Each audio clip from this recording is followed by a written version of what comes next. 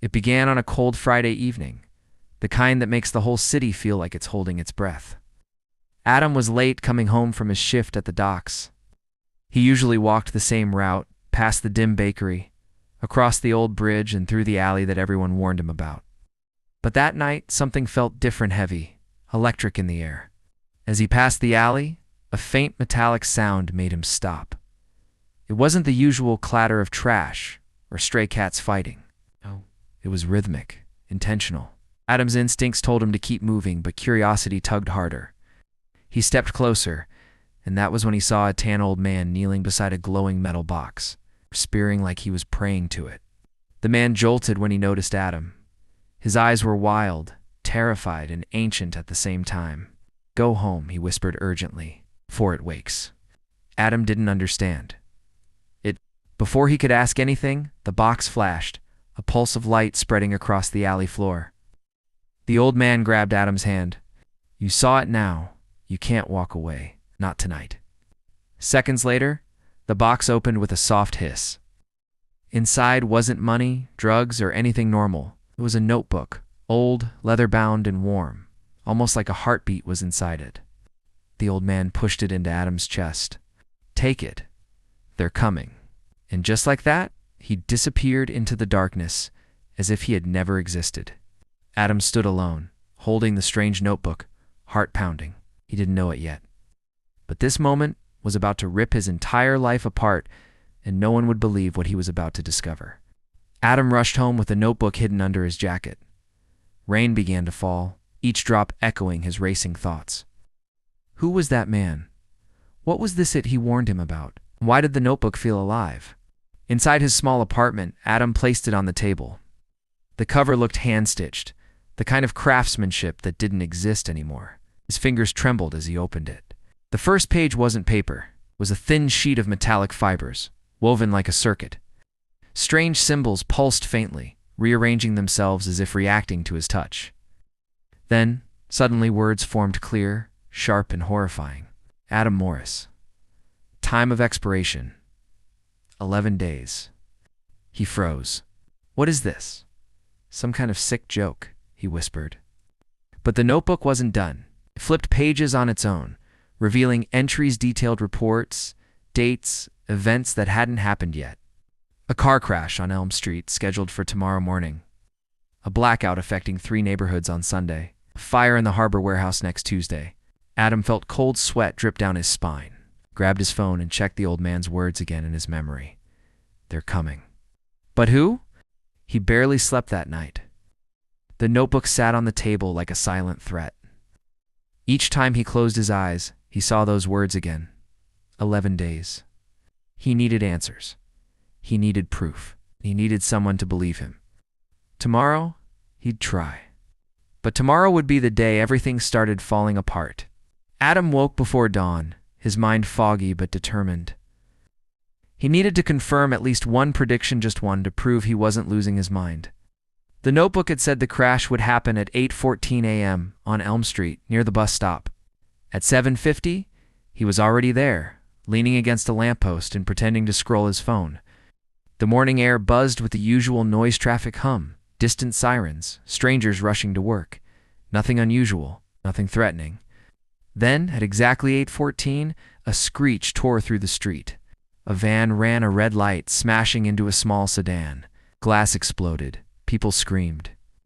Adam's heart dropped into his stomach. The time, the location. It was all exactly as written. He staggered back, breath shaking. It's real.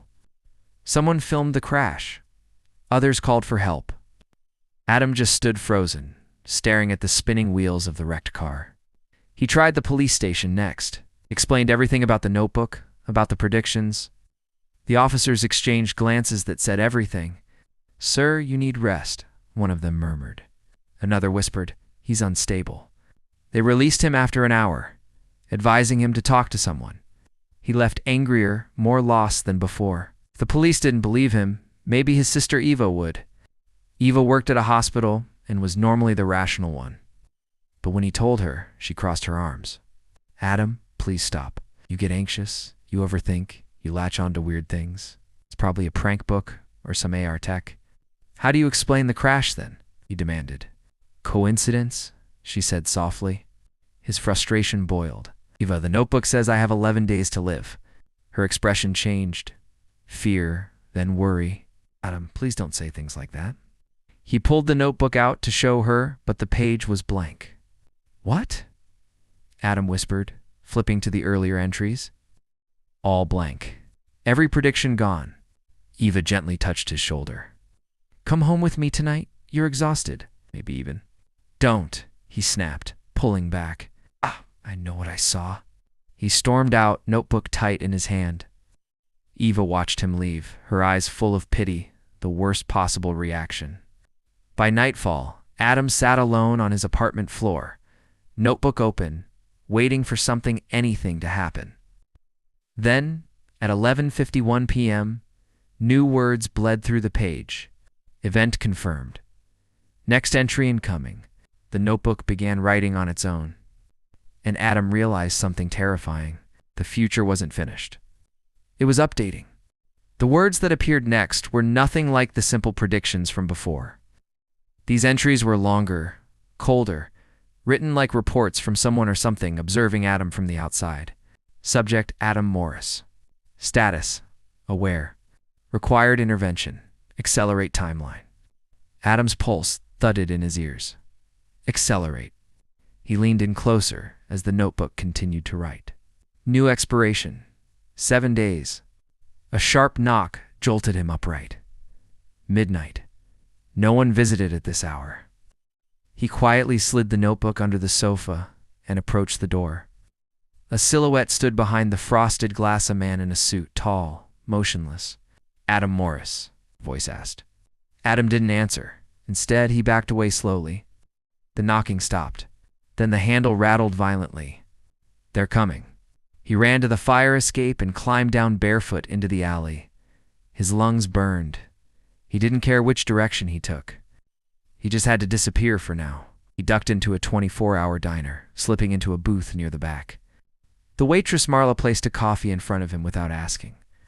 You look like hell, she said, concerned but not prying. Adam stared at his trembling hands. Hey, someone's after me? Cops? No. Worse. Marla hesitated but didn't push further. Adam appreciated her silence more than she knew. After calming down, he opened the notebook under the table. A new message was already waiting. The observer has located you. His throat tightened. Who was the observer? He flipped through the recent pages and froze at a sketch's building, his street, his window. Oh! Someone had drawn it in precise detail, someone who knew exactly where he lived. Then a name appeared at the bottom of the drawing. Agent Kell. As if summoned by the name itself, the diner door chimed. Adam looked up, and his heart stopped. The man in the suit walked in, scanning the room, calm, professional, deadly. Adam whispered, He found me. Agent Kell moved with quiet confidence, like someone used to people obeying him without question. His eyes swept over every face in the diner, methodically calculating. When they reached Adam's booth, they paused. Panic surged through Adam. He slid out the opposite side of the booth, keeping his head low. Marla noticed instantly. Need to leave through the back? No. She whispered.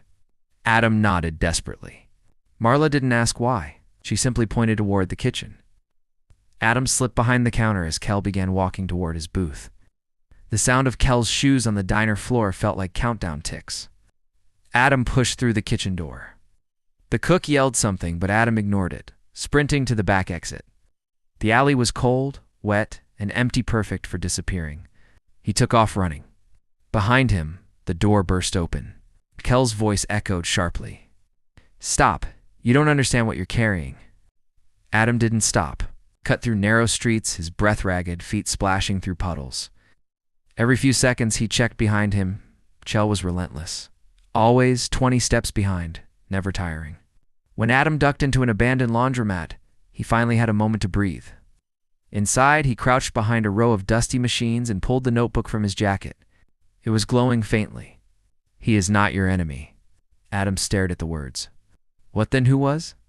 Before he could think, the laundromat door creaked open. Kell stepped in, scanning the darkness. Adam, he called, voice steady. Listen to me. You're in danger, but not from me. Adam stood slowly, notebook in hand. Stay back. Kel lifted his hands cautiously. That thing you're holding, it's not a book, it's a device. And if you don't understand it soon, you won't survive the week. Adam felt the room spin. Why does it say I only have 7 days to live? Kel hesitated. Because you weren't supposed to see it. And now, the timeline is correcting itself. The timeline. Yes, Kel said quietly, and it wants you gone. Before Adam could respond, the notebook vibrated violently. Pages flipped on their own, creating a whirlwind of shimmering symbols. Kel stepped back, eyes wide. Adam, it's choosing. The notebook stopped, revealing one chilling sentence. You have been selected. Adam felt a cold numbness spread through him as he stared at the new entry. Selected for what? He whispered. Kel's jaw tightened. Not here. Not now. We need to move before the others arrive. Others? There are factions, Kel said. Groups who believe the timeline should stay untouched, and others who... A sudden explosion of light cut him off. The laundromat windows shattered inward, spraying glass. Adam ducked instinctively, covering his head. Kel tackled him behind a machine. Outside, dark silhouettes approached silent, coordinated, moving like shadows with human shapes. The Guardians, Kel hissed. They want the notebook back. Adam clutched it to his chest. Take it then. I don't want it. Kel grabbed his arm. It chose you. I can't take it unless you give it willingly. If you do well, you'll die anyway. Why me? Adam cried. Kel didn't answer. Instead, he hurled a metal chair at the window and motioned for Adam to run. They burst through the side exit into a narrow alley as the shadows closed in behind them. They didn't stop running until they reached a deserted overpass miles away. Rain poured down heavily. Adam leaned against the railing, gasping for air. Tell me the truth, he demanded. What is this notebook? Kel looked at him with something resembling pity. It's a temporal recorder. It wasn't built to predict the future. It was built to store it. Every timeline, every variation, every possible outcome. Adam shook his head. Why does it show me dying? Because in every version of events except one, you do. Adam felt the air leave his lungs. In the version where I live, Kel pointed at the notebook. That's why it chose you. It believes you can change something, something huge, something that keeps going wrong. Adam's heart pounded. Change what? Kel didn't answer. Instead, he looked over Adam's shoulder. Adam turned and froze. A woman stood there, pale eyes, black coat, silent. The notebook vibrated. New words appeared. The first key has arrived.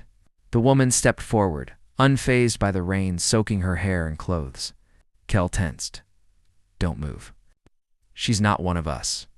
The woman tilted her head. He doesn't belong with you, Agent Kel. Adam felt all the hairs on his arm stand up. Who are you?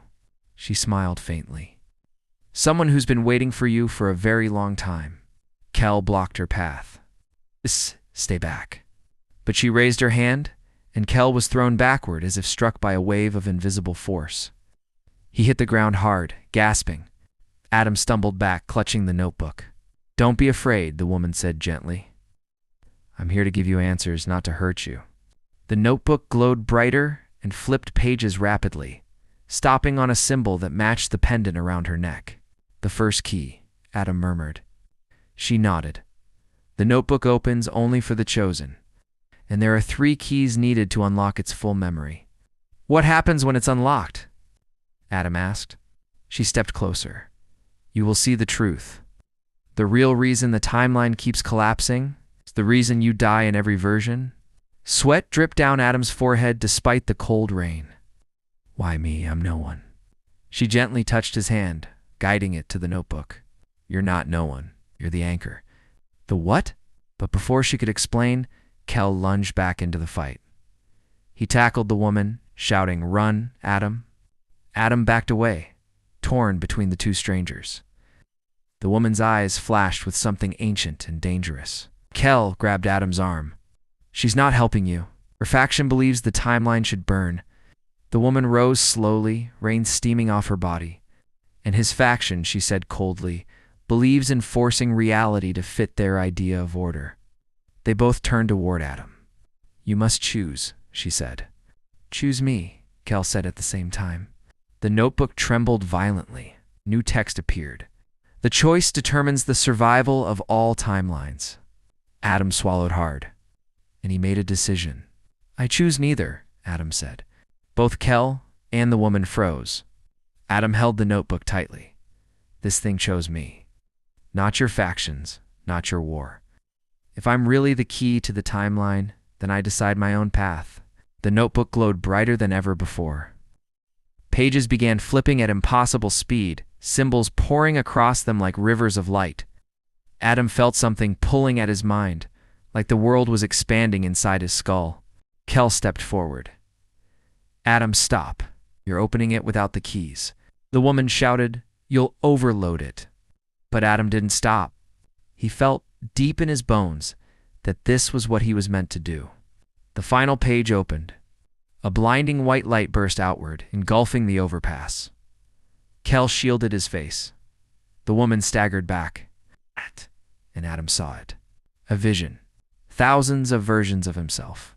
Dying in different ways, failing in different timelines.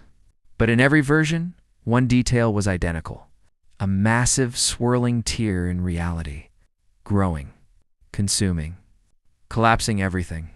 And at the center of the collapse, Adam saw someone he never expected.